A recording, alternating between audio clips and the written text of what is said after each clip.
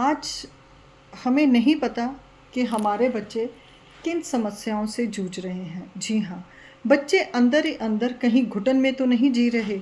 यदि ऐसा है तो हमें अपने बच्चों की तरफ ध्यान देना होगा। कई बार क्या होता है कि जब घर में एक बच्चा होता है और दूसरे की प्लानिंग होती है, तब हम लोग कहीं शायद उस छोटे बच्चे की केयरिंग में ज़्यादा चले जाते हैं और बड़े जो पहला बच्चा होता है उसकी तरफ थोड़ी सी नज़रअंदाज़गी हो जाती है, यानी कि हम उसकी तरफ थोड़ा सा नज़रअंदाज हो जाते हैं। अब यहाँ पर वो बच्चा भावात्मक तौर पे यानी कि भावनाओं के स्तर पर कमज़ोर पड़ रहा है। उसे लग रहा है अंदर ही अंदर उसके मन की जो स्थिति है वो उसको ऐसा अनुभव दे रही है, वो दुख में जा रहा है कि मेरे माता पिता मुझसे प्यार नहीं करते। अगर ऐसी परिस्थिति है तो आप इन परिस्थितियों को थोड़ा सा ध्यान दें।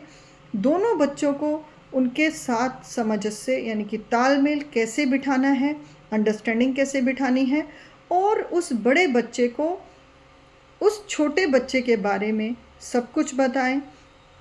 उसको उसके साथ रिलेशन तो हम अक्सर बता देते हैं कि आपका छोटा भाई है, छोटी बहन है, परंतु हम कहीं भी उनकी भावनाओं को समझने में शायद चूक जाते हैं और यही कारण होता है कि वो बच्चे दिमागी तौर पर और भावनाओं के तौर पर कहीं ना कहीं कमज़ोर पड़ जाते हैं। हमें इन चीज़ों का ध्यान रखना पड़ेगा, क्योंकि भावनाओं से यदि बच्चा कमज़ोर है तो वो तमाम उम्र उस पहलुओं में जिएगा जहाँ से उसको दुख का अनुभव होगा और वो दुख उसको हर परिस्थिति में नज़र आना शुरू हो जाएगा। इसलिए हमें ध्यान रखना है कि जब हमारे पास दो बच्चे हैं, अगर एक बच्चा 4 साल का है और दूसरा आने वाला है, तो उसके बीच में तालमेल कैसे बिठाना है।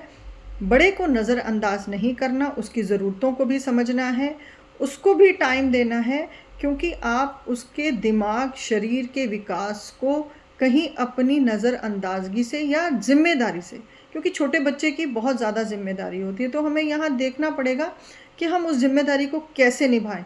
तो इन चीज़ों का ध्यान रखते हुए हमें अपने बच्चों की परवरिश करनी है और उनको एक अच्छा स्वास्थ्य देना है, अच्छा व्यवहार देना है, अच्छी बुद्धि देनी है कि जिससे बच्चा हमारा समझ सके, कहीं उसके विकास में हमारी चीज़ें बाधाएं ना डाल दें।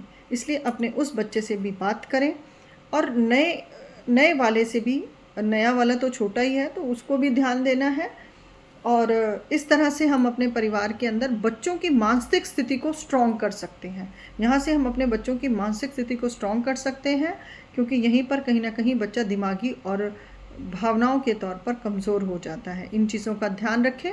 मैं अपनी वीडियो में इसी तरह से अगली आपको बताऊंगी। आप मुझे कमेंट करें, शेयर करें, लाइक करें, कि जिससे मुझे भी नई चीज़ों को लाने में आसानी रहे कि आप किन समस्याओं से जूझ रहे हैं। यदि आपके पास भी कोई ऐसी समस्या आ रही है बच्चों को लेकर, तो मैं अपने विचार आपको दे सकती हूँ, आपको कुछ टिप बता सकती हूँ, आप अपने दोनों बच्चों के बीच में कैसे तालमेल को बढ़ाएं। इसी के साथ मैं अपनी बात को समाप्त करती हूँ। धन्यवाद।